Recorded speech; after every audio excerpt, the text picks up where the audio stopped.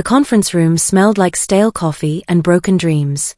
20 faces stared at their laptops while Greg Sloan paced at the front, enjoying his weekly performance of dominance. His eyes landed on me, and I knew what was coming before he opened his mouth. "Mara Quinlan," he said, voice dripping with theatrical disappointment. "Can someone explain to me why Mara hasn't contributed a single strategic idea this entire quarter?" My stomach tightened. Around the table, heads turned. Some colleagues looked sympathetic. Most just looked relieved they weren't his target today. "I've submitted proposals," I said quietly, keeping my voice level. Greg laughed, sharp, cruel, designed to humiliate. "Really? Because I haven't seen anything cross my desk. Maybe you're confusing thinking about work with actually doing work." Scattered laughter erupted. Mark shifted uncomfortably. Jessica studied her screen like it held the secrets of the universe.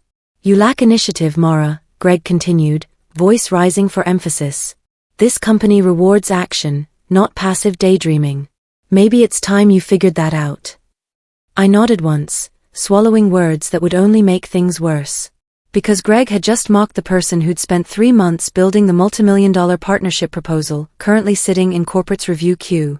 He had no idea what was coming. I returned to my desk with heat still burning in my cheeks. My hands trembled as I opened my laptop and navigated to my sent folder. The email I drafted 2 weeks ago, my comprehensive partnership pitch to corporate headquarters, should have been there, confirmed and delivered. It wasn't. I searched every folder twice. Sent items. Drafts. Deleted items. Nothing. My chest tightened as reality crashed down. Someone with administrator access had deleted it before it could send. I pulled up the access logs, fingers moving automatically through screens I'd memorized over 5 years.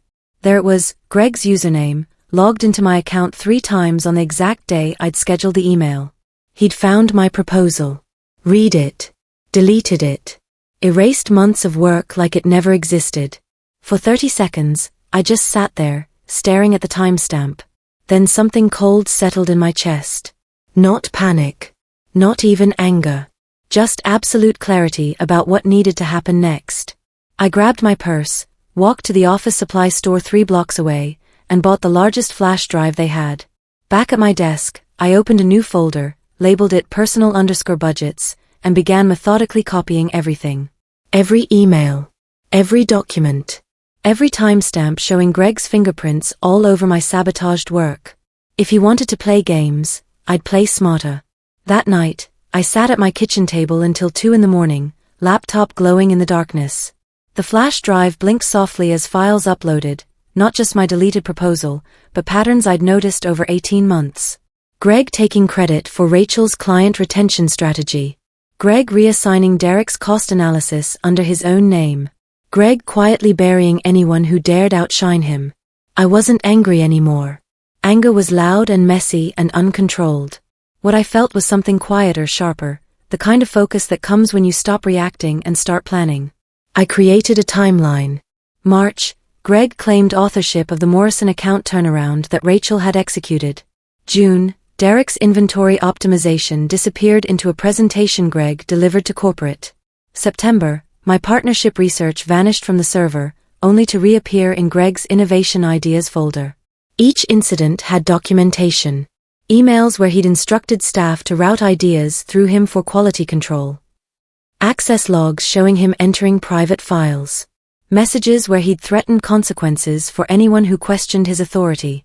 I organized everything chronologically, backed it up in 3 locations, and encrypted the files with passwords only I knew. By dawn, I had a comprehensive record of Greg's systematic theft. He thought he'd erased me. He'd actually just given me ammunition. The coffee shop on 5th Street became my sanctuary. Nobody from work ever came here, too far from the office, too quiet for the lunch crowd. I sat by the window with my laptop, reconstructing my partnership proposal from backup files. "Excuse me, is anyone sitting here?" I looked up to see a man in his early 40s, expensive suit, confident smile. He gestured to the empty chair across from me. "Go ahead," I said, minimizing my screen slightly. He ordered an espresso and pulled out his own laptop. After a moment, he noticed the company logo on my folder. "You work at Harmon Regional," he asked. I nodded cautiously. Operations Department. Marcus Hale. He extended his hand. Corporate strategist. Just finished a consultation with your headquarters. My pulse quickened, but I kept my expression neutral. Maura Quinlan. What brings you to a coffee shop in the middle of the workday? He asked, curiosity genuine in his tone. I hesitated, weighing risks. Working on a project that needs quiet space. Marcus raised an eyebrow. Sounds intriguing. What kind of project? Partnership development, I said carefully. Exploring revenue expansion through strategic alliances. His interest sharpened. Really? Corporate's been pushing regional offices to think bigger in that space. Most teams just maintain existing accounts. I allowed myself a small smile. Most teams aren't encouraged to innovate. Meaning your manager isn't receptive? I met his eyes. Something like that. He studied me for a moment, then pulled out a business card. If you ever want to discuss those ideas, reach out. Corporate needs fresh thinking. After he left, I stared at the card for a long time. Then I carefully placed it in my wallet, next to the flash drive that held everything Greg had tried to destroy. 3 days later, an email appeared in my inbox. Subject line, Partnership Discussion Follow-up. Marcus had written, Maura, I enjoyed our conversation at the coffee shop. Corporate is actively seeking innovative partnership proposals for Q3 expansion. If you've developed anything concrete, I'd be interested in reviewing it. No pressure, just an open door if you're interested. I read the email 4 times, heart pounding. This was a direct line to corporate that bypassed Greg entirely. But it was also dangerous. If Greg discovered I'd gone around him, the retaliation would be brutal. Then I remembered his mocking voice in that conference room. His casual cruelty. The way he deleted months of my work without hesitation. I opened my reconstructed proposal, refined the executive summary, and attached it to a reply. Marcus, thank you for reaching out. Attached is a framework I've been developing independently. It outlines partnerships with 3 major distribution networks that could expand our regional footprint by 35% within 18 months. The financial projections and risk analyses are included. Let me know if this aligns with corporate strategic direction. I hovered over the send button for 30 seconds. Then I clicked it. 2 hours later, Marcus responded, this is exceptional work. I'm forwarding this to our executive vice president immediately, with full attribution to you. Expect direct contact from corporate soon. I closed my laptop and sat in silence, processing what I'd just set in motion. There was no going back now. By Thursday, whispers rippled through the office. Corporates evaluating new strategic partnerships. Nobody knew specifics, but the energy had shifted, tense, uncertain, like everyone sensed something building beneath the surface. Greg's behavior changed immediately. He started hovering near my desk, asking pointed questions about my current projects with fake friendliness. Maura, what's your bandwidth looking like? He asked Friday afternoon. Manageable, I replied. Good. I need you to handle the Clemson account reconciliation. He dropped a thick folder on my desk. Due Monday morning. I glanced at the stack, easily 60 hours of work compressed into a weekend. This was Derek's assignment. Derek's been reassigned. You'll take it. It was punishment disguised as delegation. He was burying me in busy work to keep me distracted and exhausted. Understood, I said calmly. That weekend, I worked 18-hour days. By Sunday night, the reconciliation was complete, formatted perfectly, and submitted with time to spare. Monday morning, Greg's face tightened when he saw the finished file in his inbox. He'd expected me to fail, to give him ammunition for another public humiliation. Instead, I'd given him nothing but flawless work. His frustration was almost satisfying. Almost. The quarterly review was scheduled for Wednesday.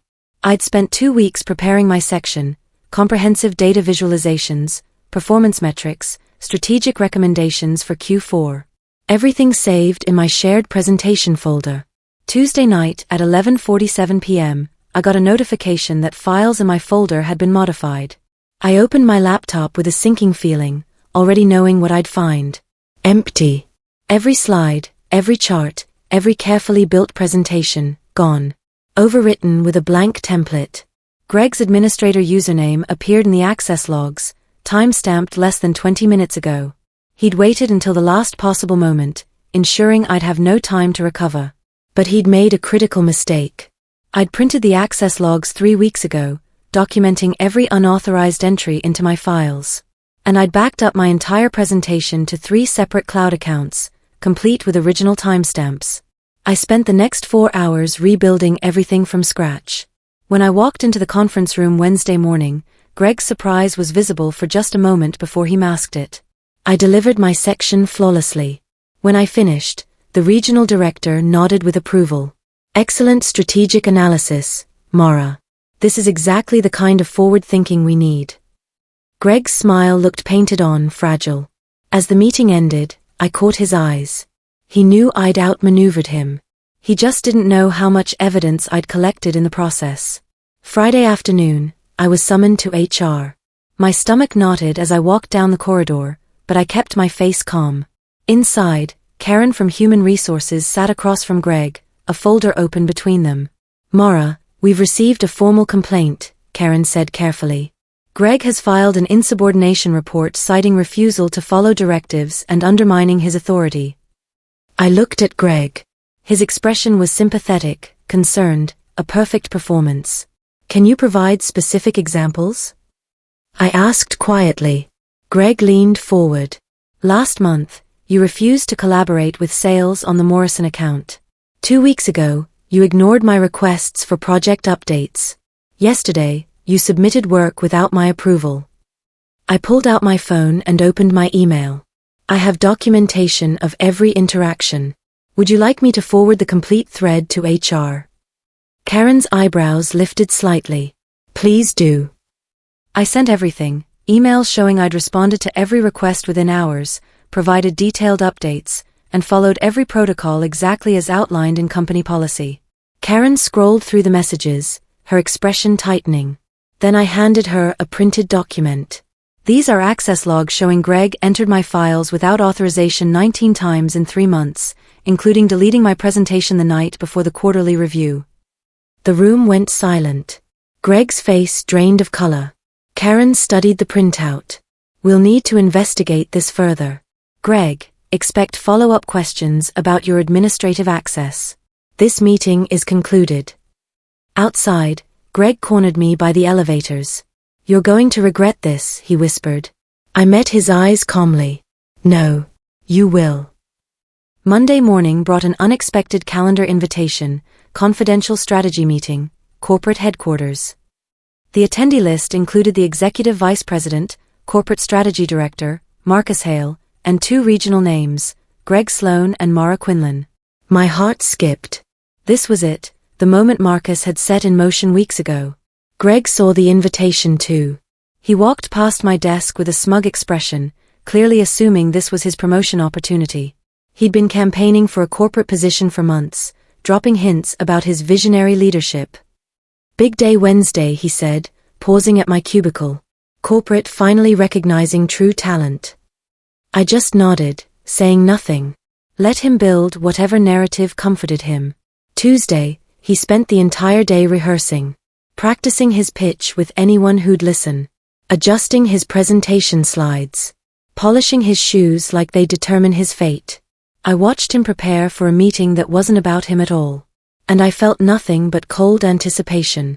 Corporate headquarters was all glass and steel, intimidating in its pristine modernity.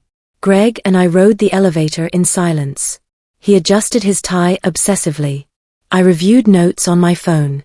We were led into a conference room where 5 executives waited. Marcus gave me a subtle nod. Executive Vice President Catherine Cross smiled professionally. Thank you both for coming, Catherine began. We're here to discuss a significant strategic initiative submitted by Regional Operations. Greg leaned forward confidently. I'm glad corporate recognized the potential. I've been developing partnership frameworks for months. Actually, Catherine interrupted gently, this initiative was submitted by Mara Quinlan. The room crystallized into absolute silence. Greg's mouth hung open mid-sentence. Every head turned toward me. Catherine continued, pulling up my slides on the screen. Mara's proposal outlines partnerships with 3 major distribution networks, projected to increase regional revenue by 35% over 18 months. It's the most comprehensive strategic analysis we've received from any regional office in 5 years. Greg's face cycled through shock, confusion, anger, finally settling on forced composure. Well, I mentored Mara on strategic thinking. It's rewarding to see my guidance paying off. The lie hung in the air, transparent and pathetic. I didn't contradict him. I just met his eyes with calm certainty. That silence said everything the executives needed to hear. After my presentation, Catherine asked me to stay for follow-up questions. Greg was dismissed with a curt, "Thank you for attending." His jaw clenched as he left, shooting me a look that promised consequences. For 90 minutes, I fielded detailed questions about implementation timelines, financial modeling, risk mitigation strategies. Marcus provided context about alignment with corporate goals. By the end, Catherine was nodding with approval. "Mara, we want to move forward immediately. You'll lead the implementation team, reporting directly to corporate strategy. Official confirmation will come by Friday." I nodded, not trusting my voice. "Thank you. I won't disappoint you." Walking to my car, I felt something shift inside me. Not triumph exactly, more like validation. Years of quiet competence finally acknowledged by people who mattered. My phone buzzed. A text from Greg, my office. Immediately. I stared at the message, then deleted it without responding. He no longer controlled my schedule. Whatever threats he wanted to deliver could wait. That night, I treated myself to dinner at the Italian restaurant near my apartment. Alone, peaceful, quietly celebrating a victory nobody else would fully understand. Tomorrow would bring challenges. But tonight, I let myself breathe. Greg ambushed me in the parking garage Thursday morning, blocking my path to the elevator. His face was red, veins pulsing in his neck. "You went behind my back to corporate," he hissed. "Do you have any idea what you've done? You just destroyed your career." I adjusted my bag calmly. I submitted a proposal through appropriate channels. If you're upset about not being informed, perhaps you should ask corporate why they didn't include you. I'm your manager. Everything goes through me first. You're my regional manager, I corrected quietly. Corporate strategy operates independently. They contacted me directly. His hands clenched into fists. You're going to regret this. I'll make sure everyone knows you're a manipulative climber who used connections to get ahead. I took a step closer, dropping my voice to match his. You can't destroy what you didn't build, Greg. And you never built me. For a moment, genuine shock crossed his face. Then he straightened his jacket, trying to regain control. We'll see how long your little moment lasts. I walked past him to the elevator. As the doors closed, I saw him standing alone, fists still clenched, finally realizing he'd lost control of the narrative he'd maintained for years. Friday morning, HR received anonymous emails. I knew because Karen called me in for another private meeting. Mara, we've received documentation raising serious concerns about management practices, she said carefully. These messages contain evidence of Greg taking credit for others' work and retaliating against employees who questioned him. She turned her laptop toward me. I saw my own compiled evidence, the emails I'd organized months ago, now forwarded anonymously to multiple HR addresses. Do you know anything about these submissions? Karen asked. I studied the screen carefully. I've experienced some of the behaviors described, but I didn't send those emails. Technically true. The emails came from a temporary account created at the public library, untraceable to me. Karen nodded slowly. We're launching a formal investigation into Greg's management practices. If you have additional documentation, now is the time to provide it. I handed her a folder I'd prepared weeks ago. I've kept records for my own protection. Instances where Greg accessed my files without authorization, deleted my work, and publicly misrepresented my contributions. She reviewed each page, jaw tightening progressively. Thank you. This will be invaluable to the investigation. Walking back to my desk, I felt momentum shifting, not just my vindication, but accountability finally catching up with someone who'd evaded consequences for years. The executive dinner celebrating the new partnership was invitation only, corporate leadership, regional directors, key stakeholders. I wore a simple black dress and arrived exactly on time. Conversations flowed easily. I met several executives I'd only known through email. For the first time in years, I felt like I genuinely belonged. Then Greg arrived uninvited. The awkward glances between executives made it obvious he wasn't expected. But he smiled broadly, working the room like he'd orchestrated everything. "Mara," he called out, approaching with a drink already in hand. "Congratulations on our success." Our success. The possessive language. The way he positioned himself beside me in every conversation. Catherine appeared at my elbow. "Mara, someone I'd like you to meet." She guided me away smoothly, leaving Greg mid-sentence.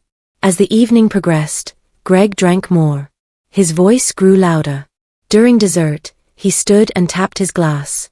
"I just want to say," he slurred, "that I'm proud to have mentored this project from concept to completion. Mara did solid work under my guidance, and this proves what strong leadership can accomplish." The room fell silent. Uncomfortable, pitying silence. I saw Catherine's assistant recording everything on her phone, documenting every word for the investigation. By Monday, the video had circulated through corporate leadership. Marcus forwarded it with a brief message: "You don't need to respond. It's handling itself." The footage showed Greg's drunken speech, his possessive claims, the uncomfortable reactions of everyone present. It was professionally devastating. Tuesday morning, Greg was called to a clarification meeting with corporate HR and legal. He emerged 90 minutes later, face ashen, walking like the ground had disappeared beneath him. Whispers intensified around the office. People stopped asking about the partnership and started asking about Greg.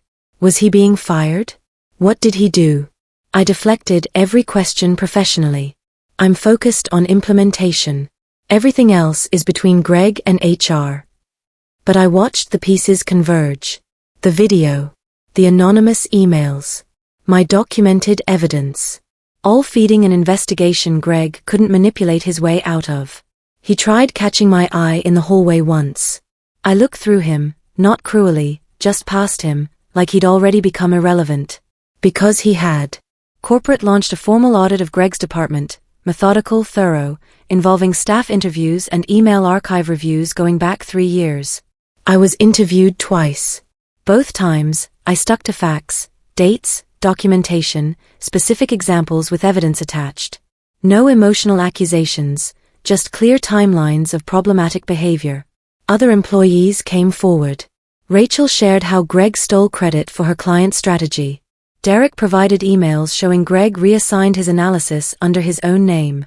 Even Jessica submitted documentation of Greg's manipulation tactics.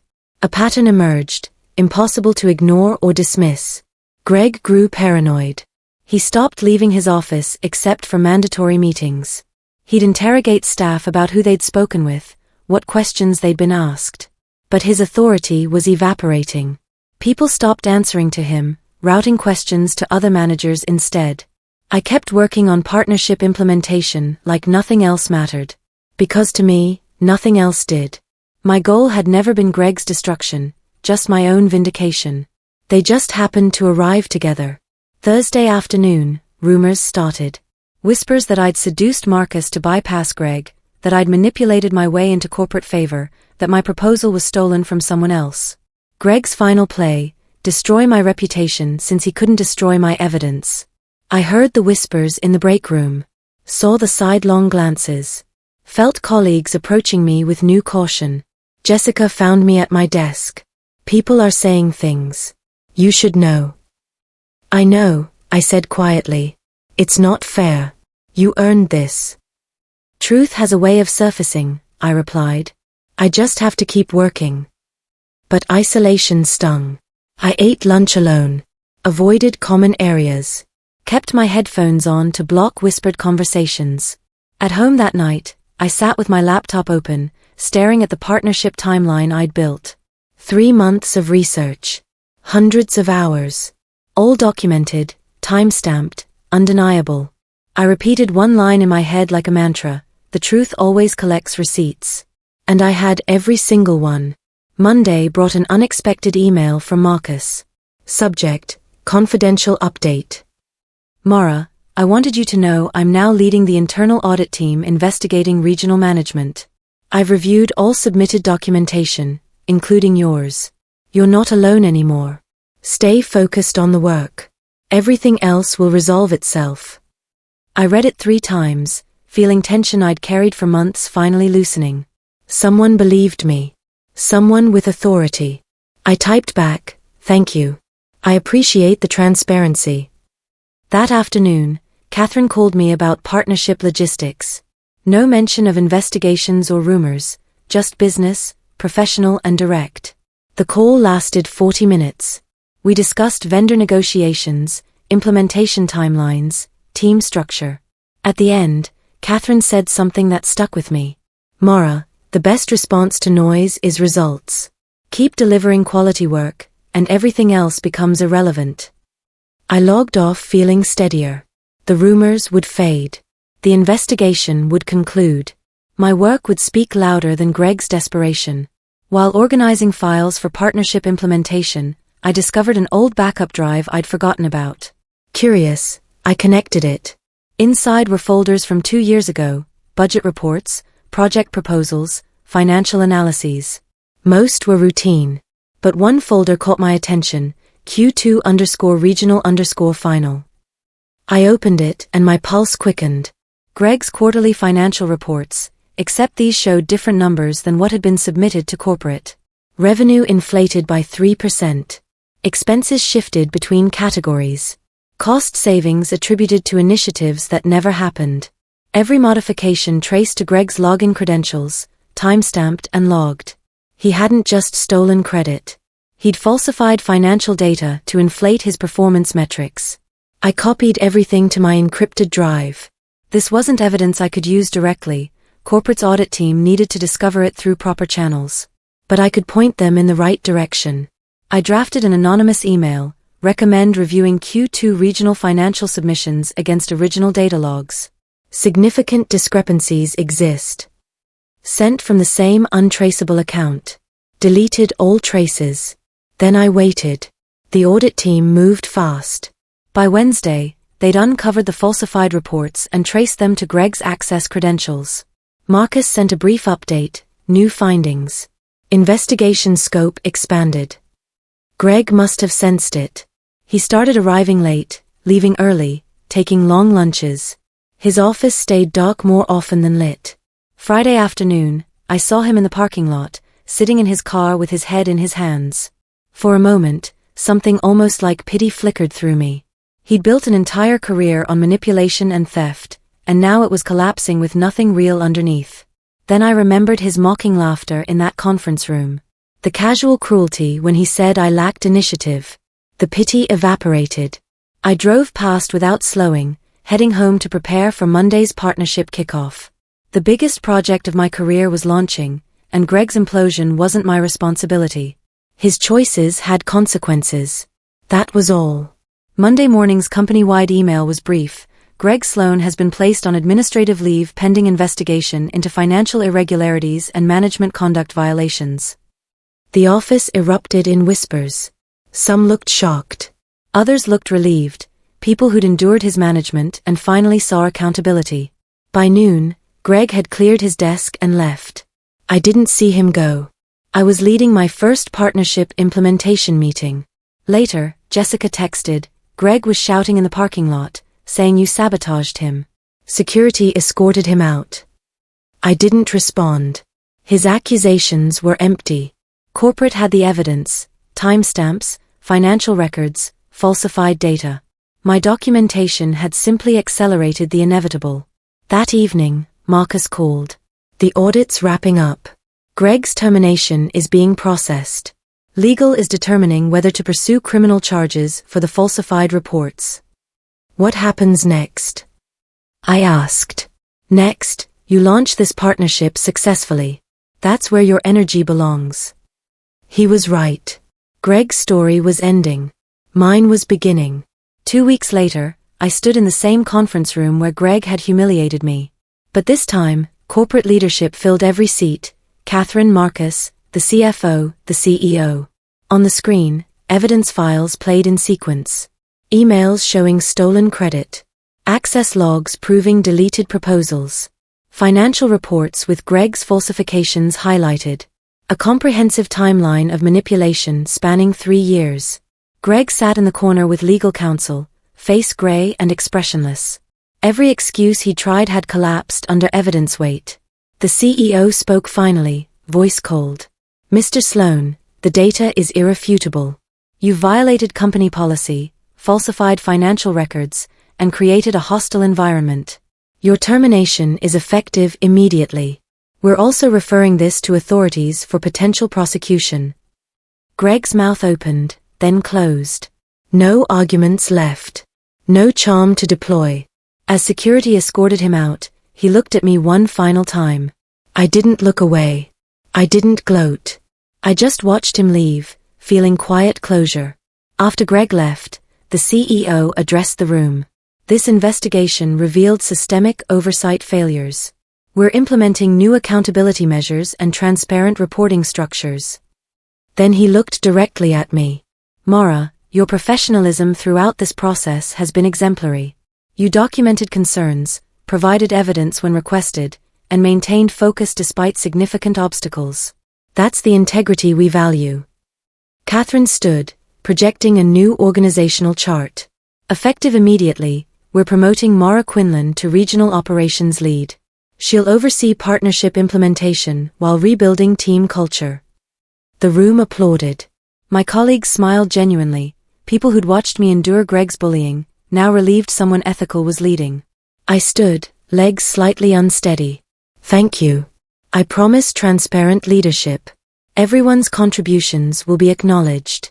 No one's work will be erased." It wasn't just a promise. It was a complete rejection of everything Greg represented. After the meeting, Marcus pulled me aside. "You could have destroyed him publicly months ago. Why wait?" I considered the question. Because destruction was never the goal. Building something better was. He smiled. "That's exactly why you're right for this role." 6 months passed. The partnership launched successfully, exceeding revenue projections by 12%. Regional operations ran smoothly, transparent communication and collaboration replacing Greg's toxic hierarchy. I implemented weekly meetings where everyone presented projects directly. No filtering through management. No credit theft. Ideas attributed correctly. Contributions acknowledged publicly. The culture shifted from fear to trust. Rachel became my operations coordinator. Derek led financial analysis. Jessica handled client relations. People suppressed under Greg finally had space to excel. One afternoon, reviewing quarterly reports, I saw a LinkedIn notification. Greg had updated his profile, seeking consultancy opportunities in regional management. I stared at it briefly, then archived it without clicking. His story no longer intersected with mine. He was just another cautionary tale about ego replacing competence. That evening, walking through the office before leaving, I saw lights still on in several cubicles. People working late not from fear, but engagement. This was leadership. Not dominance, but empowerment. Not control, but trust. 3 months later, I was reviewing contracts in the lobby when I saw him. Greg, wearing an ill-fitting suit, clutching a portfolio, approaching reception. "I have an interview," he told the receptionist. "Consultancy position."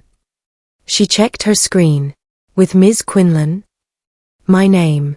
He was interviewing with me. I watched realization hit him. His face paled. He turned slowly, our eyes meeting across the lobby. For a long moment, neither of us moved. Then I stood, straightened my jacket, and walked toward him. "Greg," I said evenly. "The interview's in conference room B. Follow me." I led him down the hallway in silence. Inside, I gestured to a chair and sat across from him. "Let's discuss your qualifications," I said, opening his resume. He stared at me, speechless.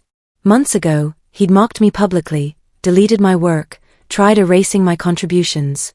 Now he sat across from me, interviewing for a temporary position while I held the role he'd lost. The power dynamic had completely inverted. After a brief interview where he fumbled through answers, I stood and extended my hand. "Thank you for coming.